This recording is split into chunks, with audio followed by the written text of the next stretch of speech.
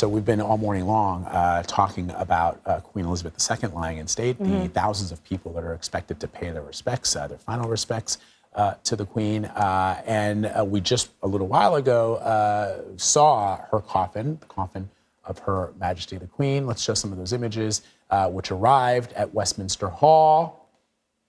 At 3 o'clock. And so it has been there for some time. That's some images of the procession heading down there, left at Buckingham Palace at 2:22. And you know what's sort of interesting?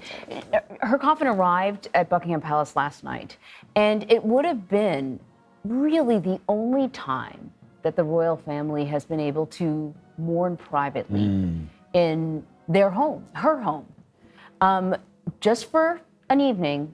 And then once again, because she is, of service, they have to sort of turn this mourning over to the public. Yeah. So it's had a brief few hours to really, really mourn as a family together. And Anne-Marie, I recall, we were live on the air when Buckingham Palace issued a statement that the Queen was ill and that members of the royal family were being asked to join her at Balmoral in Scotland. And we'll maybe never know this. We may never know. If she had already passed by the time her son, now the king, had arrived, and her grandchildren, or if they had an opportunity to say goodbye to her. Of course, I'm sure as a 96-year-old, you probably every time you speak to your mother, you would make sure that you made it count because you never know.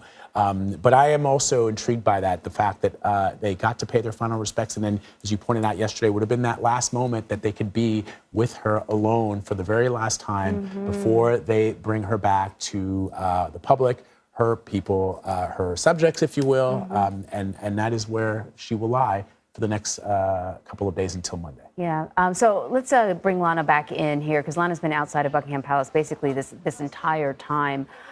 Lana, sort of walk us through kind of the events of the day. And, we always sort of ask you about the mood there, but I know the mood has kind of changed and ebbed and flowed as the days have unfolded. Yes. So give us a sense of just what it's like there now, what it was like, shortly after we all learned that she had passed away, and how things have changed.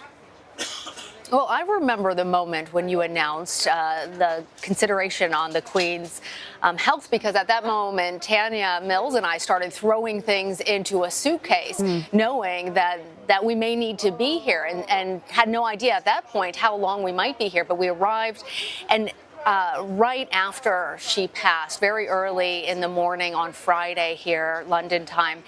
And through this time period, it has been a yin and a yang. It has been joy. There has been sorrow. We have heard applause. I have witnessed tears.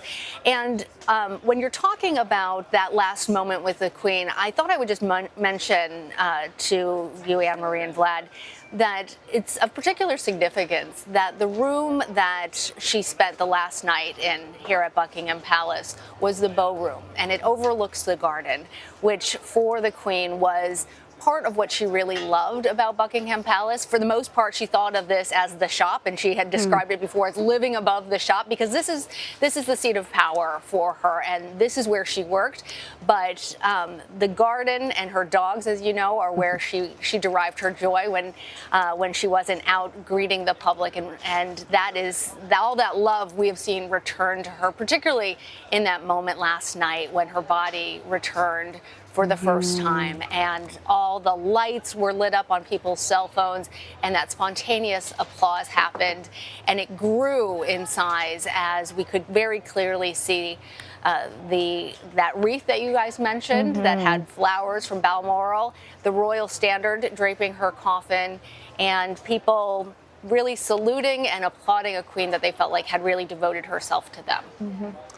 Lana, as you saw, Princes Harry and Andrew were in the procession behind the Queen's coffin, neither one in a military uniform. Why is that notable? Well, it actually made it very easy for me to spot them, in part because they weren't wearing their military uniforms. Harry, with his red hair, you could see him very clearly.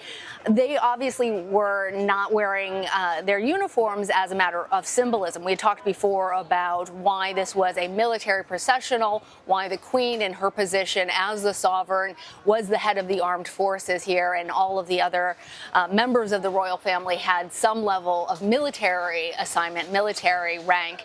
But Andrew, given the recent scandals, particularly with Jeffrey Epstein, was asked to step back from any formal duties. He then wasn't wearing his military uniform as a clear indication that he was in a different category. For Harry, he had decided voluntarily to remove himself from the category of a working royal, and so he was also told that he should be wearing he should be wearing non-military clothes. But he also spoke about that, saying that wearing a military uniform doesn't necessarily denote whether or not you served. And obviously his time in service in the military was very important to him.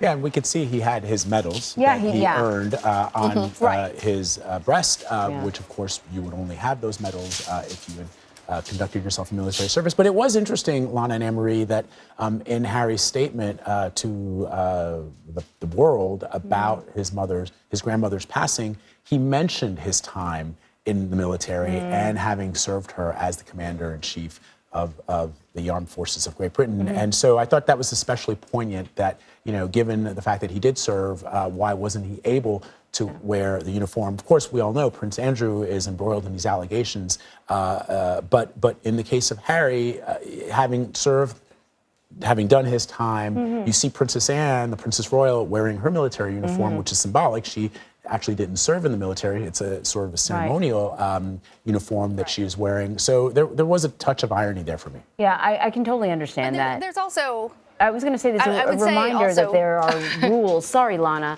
That, you know, one of the things about the royal family and the monarchy is there are rules. Yeah. And the longevity of this organization, for lack of a better word, has to do with maintaining continuity of the rules. Lana, what were you going to say? Oh, I was just going to mention that very often in the United States, when one retires from military service, they won't continue wearing their uniform. So I think it's really important to make that distinction between why Prince Andrew was not wearing military gear and why Prince Harry was wearing a suit rather than that, and that it isn't necessarily a mark of shame on him.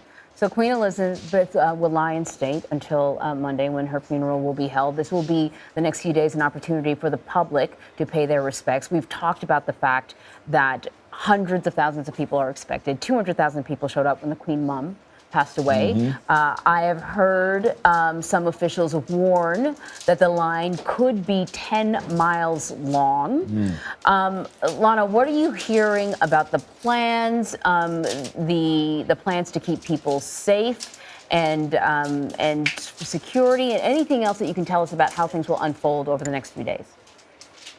Well, there are definitely contingency plans. As we have learned, there are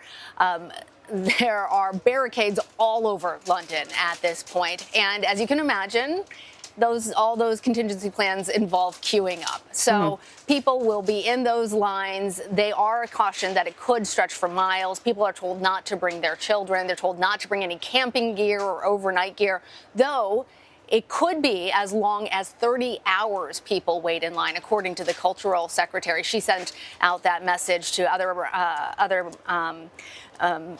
folks in the government here today, warning them just about how long all of this might take. But there are these security wristbands, and some people on air have asked me about these wristbands that I've been wearing, because everybody's getting different wristbands. It denotes where you're able to go. And for members of the public who are waiting in line for several hours, they're given this wristband so that they know that they've been there in line, they can step away and go to the bathroom, they can get a bite to eat. And there's also other facilities that have been set aside for people who have mobility issues and other challenges, because it is going to be really difficult. It's going to be a long line.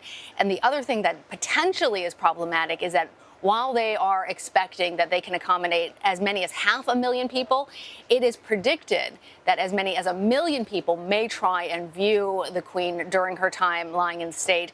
And at some point, they will have to cut off that line. Yeah, I recall I was living in Europe at the time of the Queen Mother's death in 2002, and it was a major event in the UK, and I'd never seen crowds like that other than perhaps at the end of World War II or the coronation of Queen Elizabeth herself. So it will be fascinating to see how this all plays out. Yeah, I know that, there are some soccer matches that have been canceled specifically because they just need the police manpower. And normally, if it's a big match, there'd be a lot of officers there trying to maintain the peace. But in this case, they need every man they can and woman they can get. Yeah. Lana, thank you very much. We'll talk back with you a little bit later in the hour. Of course, you are still going to be reporting there from Buckingham Palace throughout the course of today, so we'll catch up with you in just a few minutes.